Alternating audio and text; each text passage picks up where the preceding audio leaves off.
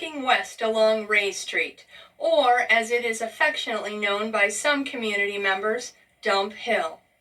This name comes from the fact that the land on which Ray Street was built was at one time a dump.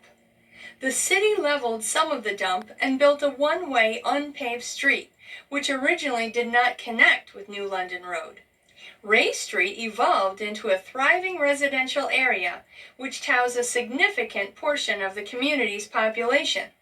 Today, though, the University of Delaware has appropriated much of the street for its undergraduate housing.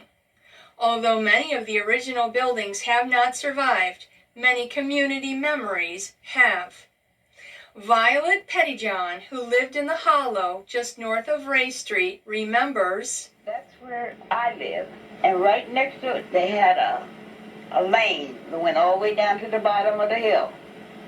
The only thing that's still standing is a walnut tree, because the university got it too. Down in the Hollow was nice though. They had a spring down there. The white people used to go down and get water out of the spring because it was cold. And we had pump water, and lots of times they came over our house and got pump water. We had a nice place. We had a great big corner lot that went, it could have been a couple houses on that lot. And we used to have a garden. And we have vegetables and stuff, and sometimes we give it away. And my grandmother always put up stuff.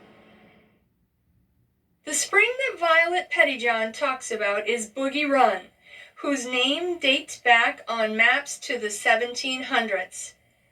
Legend has it that on Halloween, the cries of a murdered baby can be heard in Boogie Run.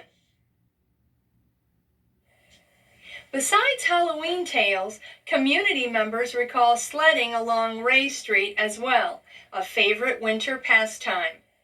Marva Smith recalls, Then we used to also sled down to London, and the older kids would build a fire down here by Boogie Run out of a tire. And when we would come down the hill, we would stop here and get warm. Right. And start all the way back to the top of that hill. That was the best fun you've ever had. Ray Street was home to some very accomplished persons. Kenneth Hall, whose house still stands on Ray Street, was a gifted athlete. Hall was named as one of the best collegiate kickers and profiled by Sports Illustrated.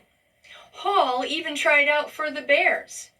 In addition to his athletic accomplishments, Kenneth Hall was also one of the first black students to attend Newark High School, thereby contributing to the desegregation of the Newark school system.